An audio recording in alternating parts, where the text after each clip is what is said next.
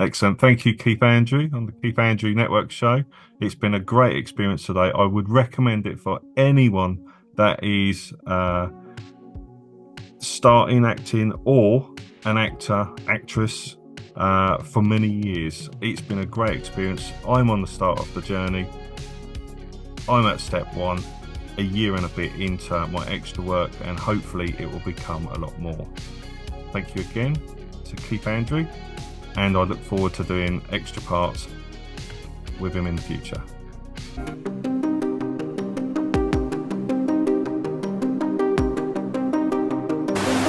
The whole point of my talk show is to show you that even with having a learning disability, I can still amount to something. And at the same time, I'm able to turn myself into an example for people out there dealing with any types of learning disabilities and disabilities to never give up and prove people wrong. Prove to them that labels do not dictate who you are and who you're going to be, so prove to them you can still amount to something. Ladies and gentlemen, welcome to the Keith Andrew Network. It is 1091. That is right. The following is brought to you by 1991. So the first question I want to ask you is, what were you doing in 1991? Wow, 1991.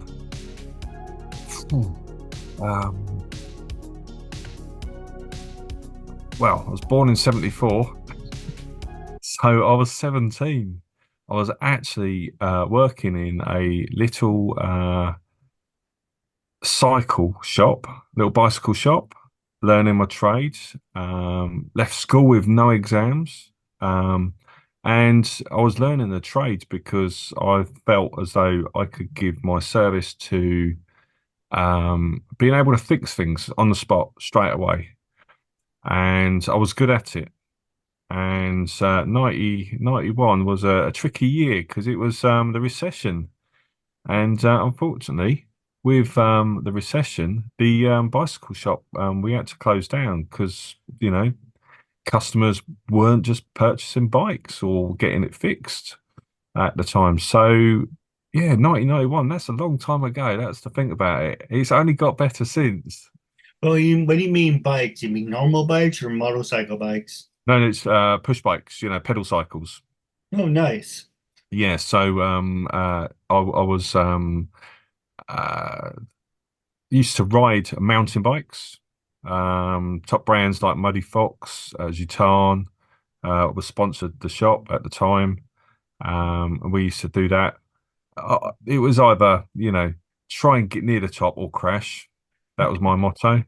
And it was just enjoyable. Like everything, with me, I've got to come out of my comfort zone and just try things because I believe from an early age you have to work hard. You have to try all these different experiences and go through different directions in life to get somewhere where you want to. And if you come to that crossroads and you say, I don't want to go over that way, then you're going to restrict yourself. And life shouldn't be about restricting yourselves. It should be going on and on and on. And from leaving that bike shop, I found myself in a bit of a tough place because I'm 17, almost 18. I was looking for inspiration of what to do next. And I don't know whether you guys have holiday parks. I've never been to America. No, we But have bike holiday parks. parks, yeah, holiday parks. Whereas it's like Butlins in the UK, where you got it's a holiday camp. And I went into it was 92 that I actually joined Butlins, and that gave me the confidence, absolute confidence, to just go through and start breaking the barriers down. It wasn't drama, it wasn't being a red coat, being on stage. It was being behind the bar where I could be myself, be passionate, talk to many people, and just literally give the good vibes across to people. It's funny we can just talk about 91. As you know, today, this episode is on Monday. So 8 o'clock on the USA Network, I think that's, let's see, 4 hours, 9, 10, 11, 12 o'clock UK. It's WWE Monday Night Raw. If you like WWE wrestling, definitely Oh, check it out. yeah, my But my daughter is a fan of WWE. Yeah, some of the characters that you've got there that's gone into film as well, like Cena, like The Rock, and others. You can go on and on, but yeah, what fantastic fun. is your daughter an upcoming actress as well? No, she is at university, Open University, and she's a creative writer. Um, I'm not going to go into her details because this is about me and you. And she's got the learning steps that she's going through, but she's doing really, really well. Well, she's more than welcome to be on the show. Oh, absolutely, yeah. So in the future we can talk about that, and I just want her to focus on her work because No, I that's what she's agree. doing right now. But let me ask you, as we were talking about 1991, are you a professional wrestling fan? I watch it alongside with her. When I was watching it when I was in 1991, it was like, oh crikey, was the Undertaker and Yes, that sort of era. Yeah, it's yeah, one of the greatest. yeah. And I just love his look, his darkness, and that sort of look that he portrays and comes across. It's just fantastic. Actually, there's a funny story I can tell you in a minute, but actually, I can tell you right now. The Undertaker, also known as Mark Calloway, and Bruce Pritchard, also known as Brother Love. So they were in character. They were on their way to the arena, and you can say they got into a seedy area. Yeah. So Brother Love, acts one of these, I had to say, gangster people. Uh, oh, you know where the arena is, and he was in character, so they Yeah. thought he was kind of fruity. So Well, they said, okay, we're gonna have fun with him. They did not see the Mark because Mark Calloway, the Undertaker, didn't see the Undertaker because he was driving. Actually, no, I'm sorry. Brother Love was driving, and Mark was in the passenger seat, and his seat was already down because right. he likes to stay in the character. The Undertaker always said he never wanted to break kayfabe. When people saw him, he was always in character. So as they were about to be mugged, uh, the Undertaker sat up in a seat with the hat and the gloves with the makeup. The guy jumps away from the car on, holy shit, is he all right? What is wrong with him? Apparently he wasn't a wrestling fan, and the Undertaker came out of nowhere. I'm like, what the hell is this guy's problem?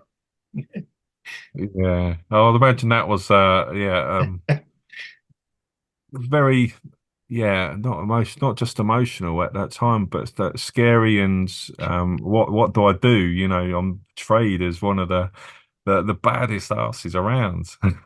Well, the And reason I bring it up is because 1991 is also brought to you by WrestleMania 7, and that goes in my next. Not to talk about political things, but I do like to hear your opinion because you are in the United Kingdom, and here on the Keith Andrew Network, we like to talk about a little bit of everything. So in 1991, if you remember, it was Sergeant Slaughter, who was an American hero, turned Iraqi sympathizer, and he actually turned on America. They lit the American flag on fire. Hulk Hogan came back, and this was during Desert Storm. So, what is your opinion about the whole Desert Storm incident? about the war and that sort of side of it, um,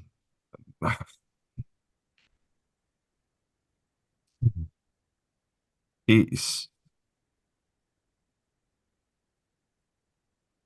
yeah. There's parts of war that is seen to be done for the right reasons. Um, and I feel sometimes I'm not against war. I'm not for war. I'm like happily sat on the fence.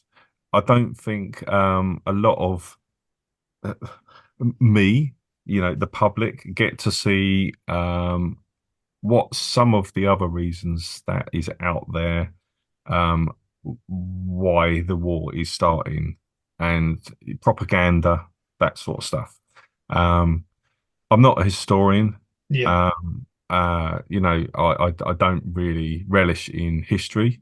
I understand what's going on now, right now. Even when COVID was starting to really hit people, um, at that time, I was oblivious to it, and I think most people are. If you have a look at like the wars going on at the moment, with Russia, and then you've got Ukraine.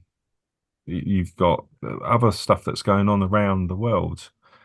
I don't think everyone takes too much notice, and that's not saying that I do or don't. I watch the news, but I have to get a view by watching the BBC, NHK World, which is the Japanese, and some other networks that's out there to get an overall idea. And I don't like people dying um, No, through what is going on. no, I Um, agree with you. And I watch the BBC News, and let me ask you this. What is the difference between American news and British news? Because I can sum up American news because they said that, it's every time news at 10, news at 11, it's rape, murder, shootings, killings, and sports. Somehow sports fits in there. So let me ask you from the UK, is it the same thing, that lineup, or is it more happier? no, no, it's the same. You I live just outside of London, in a little village just about 30 miles away from London, and it's not shootings, it's stabbings. Yeah, And you're now talking machetes and things like that. That's what you tend to find out. There has been the odd shooting, but it's every other day you're hearing it now. There is some lovely places around the world, America, in England, UK, Europe. You're always going to get them areas. There's a diversity that's in them. But um, it sometimes the news is like a sandwich, yeah. shit sandwich. You've got your bad bit, you've got your good bit, you got your bad bit again, and then they finish with the weather, which is at the moment everywhere we go, it's bad. It's raining, it's dull, it's dark. What we need is the sun, a nice bit of warmth, and spring happening. That's what we need. We need a bit of joy, and I suppose, sometimes there is just that, and that's what finishes the news off. It's just that little spark that just, oh, there is a hope. But yeah, with the news, it's not a daily event that I watch. I am quite busy during the day. I'm focusing on this sort of stuff now. So I'm on social media. I try not to look at social media because there's a lot of stuff going on with the government at the moment, and which party's going to be in for next time, and who should be in, who shouldn't be out. And yeah, I don't, politics is not for me. What's for me is to try and enjoy myself, to have a happy life, and be comfortable, as in, the money sort of side of it. No, you're right. My one of my favorite quotes actually. It's from William Churchill. I have seen war and I hate war. Mm, And yeah. do you ever want to, I one of my favorite bands, actually, I want to ask you, what were some of your favorite bands? For me, top five: Rush, Iron Maiden, Led Zeppelin, Queen, Rolling Stones. What about you? What were some of your favorite rock and roll bands? Um, Queen's definitely there. Like a bit of Bowie. Um, oh wow, yeah, you're going back now. The Cure. Um, the Cure. It's quite morbid and sad the songs, but do you know what? Some of them are really good as well. I went to a Linkin Park gig at the weekend. It's a what you call it band. It's a fake version of them. Oh, I tribute love that. bands. Yeah, that's it. Yeah, tribute bands. Yeah. Transvision Vamp. If you remember Wendy James. A little bit. Yeah, it's more the look and the shouty songs that she used to get out. Roxette. Um, Bananarama. But going through the 90s, I got into dance a lot. So the dance sort of and the DJ sort of music that I also like. So I have a bit of an eclectic um mix that's in my music collection on my phone. And you gotta love Barry White. No, Everyone has to love absolutely. Barry White, and that is a great love of mine. And the cracking American program series that comes from the likes of Ally McBeal, absolutely cracking. So yeah, it's that's my sort of music. It's genres all over the place.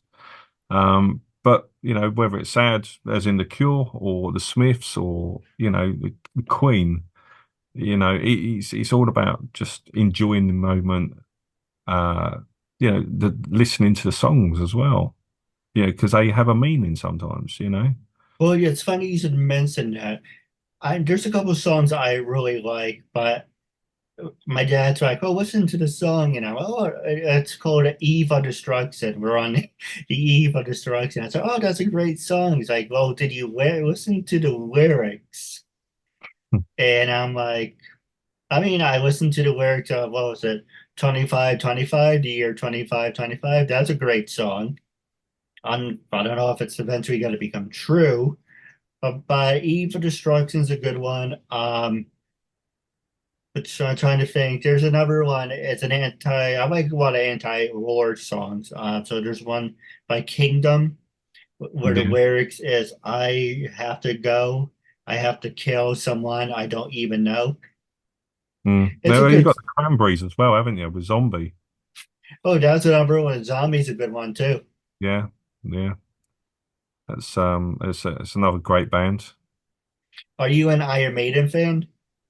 Um, I would say some of their songs I like, but I'm not out there going to heavy metal rock festivals all the time. My daughter's the dark one. Uh, my wife's a goth. I'm the pop star. And I like a bit of everything. But it's So, funny you should mention goth. So I like gothics, but it's really hard to get them on the show because it's funny, but it's not funny. When I introduce myself, like, "Hey, yeah, I'm Keith Andrew. I'm a talk show host with a disability." Somehow they twist that around. It's like, how the hell do you know I have a disability? yeah. No, I said I mean, you know what I mean? It's like somehow they twisted it. It's like about them. But the Gothic phase used to be popular in the early 90s, early 2000s. Hot Topic used to be great. Now you go in there, it's colorful. I'm like, did someone throw up in here? It's like, where's the heavy metal stuff? It's like, where's Hot Topic, stereotype, rock and roll. What the hell does Honey Foo Foo or whatever the hell this person name is? Things change, but I want to ask you something. Inflation. How has inflation impacted your life? Because my dad can't get out of, ShopRite under, it's ridiculous how much. It's sometimes it's 300, sometimes it's 400, and they shrink the merchandise and it's like you're paying more, but you're getting less. Is that the same thing that's all happening in the UK? What's the inflation? I think, well, I think in general with the inflation sort of side of it and retailers in general, sometimes it's all about trying to keep the price at the same price, so they reduce the size of the packets. Um, in supermarkets, it's all about just keeping the SKUs on the shelves. You know, you don't have enough staff in the staff in the shops sometimes just to put the stuff on there. So, things don't get put out, then that SKU would be lost from the shop. So then there's always range changes going on. Um, that's for more from my sort of role that's out there at the moment. Seeing what I'm doing, getting like the orders and things like that. But um, inflation, yeah, it hits everyone, doesn't it? You know, the petrol. You know, you only have to look in 6 months ago, you may be paying nearly £2 for a litre of fuel. And if it's diesel, you know, it almost got over the £2. And that pushes everything up. Um, there's there's a lot to answer for from the governments, taxes, with the different groups that's out there. That's yeah. Well, we could go really deep into this, and I want to try not to. Hey, we can talk about some other time. Yeah, yeah, we I, could. I get my I can give you my 2 cents. Like for a while ago, we got a two large pies, and it was like $30. Okay, 40's a little much. Now it's like $50. I'm like, yeah, you can keep you can keep it. It's kind of like, yeah, what you can do about it. But especially the summer coming up. Do you have any Yeah. summer plans? Well, with summer, I'll go fishing, sea fishing. Oh, nice. We got a little break that we're going over to the Isle of Wight, and I'll go fishing out there. Thankfully, the prices are kept the same, but inflation, you know, I have a family of vegetarians, and I'm not vegetarian, and I don't want to go down that. Is veggie right? Is not? But I like meat, and a steak used to be between £9 and £14. Well, now that's between 15 and 35, 40, £50 now. It depends where you go now. So inflation is, I think, more people are staying at home having a meal rather than going out and enjoying it and being able to afford that meal. No, you're absolutely right. Yeah, this episode was going to be different from. I know we did. If anyone was watching, can watch the episode before this, where we did a double interview. The reason I do double interviews is because I like to change it up. On the Keith Andrew Network, we do double interviews, we do group interviews. Plus, it gives me experience to talking to multiple people at once. Plus, I can size people up because usually when I have someone on, it's a great conversation. And they talk, talk, talk, talk, talk, talk, talk. And there's other ones that are kind of like, you Yeah. know, like that. So when I have two people together, I'm like, okay, well, there's two people. I'm going to give them obviously opportunities. I'm going to see who I like more. And I like talking to you and our other guests. That's why we're going to do two separate interviews. Yeah. But it's always good. I like bringing people together and networking. But at the same time, you don't know me and I don't know you through a hole in the wall. So you don't know the chemistry. When you bring people together, are they going to have good chemistry or are they going to just be staring at the time the whole time? You know what I mean? Yeah. But uh, to here on the Keep Andy Network is about networking. I like bringing people together. But I do have a couple questions for you off the air. But I want to ask you, when I first approached you, I want you to be brutally honest. And yes, I talk with my hands. When I first approached you to be a guest in my talk show, what made you say yes? How do you feel now? And would you recommend it to other people? And you can say anything you like. Yeah, no, um, do you know what? I believe, when I saw your approach, it was an opportunity for me to connect to people in different areas around the world. You know, I'm a beginner to this. I'm on that first stroke, second step. Um, and I like to connect wherever I'm giving my passion out to. And I am an extrovert, so I like talking to people. And I felt that being on the Keith Andrew Network show, um, it was going to give me experience to be on camera and to be um, forthright in being able to speak in a moment without actually having any lines in front of me or being able to know the questions you're actually asking me. It was just to come out of my shell and to be on there. And you know, with Lynn earlier, it was absolutely fantastic. It's going to be another connection there. She's got some great experience that she's going to pass on big time. And you know, this is why I come on, and I would recommend people to come on. You know, the Keith Andrew Network show. Absolutely, why not? You know, everyone has to start somewhere. And the more experience we all get, the more we come out of our shells and the Well happier said. we all are. A lot of people, I know why, for some reason, this has now become like an ongoing thing. People are like, "Oh, can you give me the questions? Give me the questions." And I used the word premeditated. And a lot of people are like, "You shouldn't use that word." It's like you should come up with another word. But I was gonna say it. I don't want the interview to sound premeditated. Hey, give me an example what I mean. Say hypothetically, I give you a list of questions. Like the first one is, what is the biggest change you want to make in your acting career? Then you're gonna be like, I can't snap my fingers, but you like, boom, answer. Next one, boom, answer. But that's the fact when people, and then we're breaking the fourth wall now, talking to our audience. I ask you a question, they can see he really needs to think about it. Or if you ask me something, I Absolutely. really need to Yeah. think about it because it's real, it's legitimate.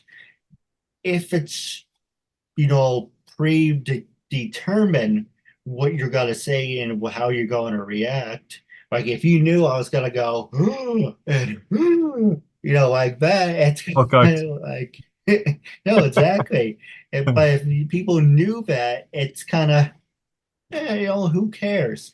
But if you keep people on the ends of a sheet, like saying, "Hey, I hate Trump." Oh, how did you say that? But if you knew I was going to say that beforehand, it's kind of like it sucks the wind out of it, and it's Please don't just. ask me that. Please don't. No, I won't. But you know what I mean? I want it to be real and authentic. By being on the show, you're having a great time, great conversation. You're making a new friend out of it. And Yeah, so, like with that being said, it's real. There's a connection. But if it's just here's a list of questions, don't bother me, and it's why are you here if you're not going to be genuine, if that mm, makes any yeah, sense. yeah, yeah, yeah. You have to be genuine. You know, this is me coming out of my shell. You know, I do Teams meetings with work colleagues. So, you know, with looking into the camera, you're not looking right into the camera. Well, that's why I wear the filters because right now I'm staring directly at you. That's why Yeah, occasionally when I go like this, if I do this, my one eye is gonna be looking at you and one eye at the camera. So if I hide oh, my bless her. eyes, I Yeah. just look at my reflex and I'm like, okay, I'm looking straight. That's all that matters. Now I don't look like Mr. Magoo with my eyes going on different directions. No, no, it's great. It's absolutely great. But But yeah, yeah. Feel free. Ask me some of them questions that you want to say that you've got written down. Not that I know the answers at the moment. I'd have to think. Have we got enough time? oh, we have about 8 minutes left, but I do want to do a special sit down real fast. About wrapping up our interview segment, it was a real honor and privilege having you as a guest. Thank you for being on. First, we did a group interview, then I promised to do a one-on-one episode. But we are definitely going to do a part 2 down the road. But if Absolutely. anyone who's watching, leave a comment either for me, either for a guest. We would like to interact with you guys. And remember, by being a guest on the Keith Andrew Network, you're supporting a good cause and you're making a new friend as well. With that being said, it was a real honor and privilege. And until we meet again, catch you later. Thank you and have a good night.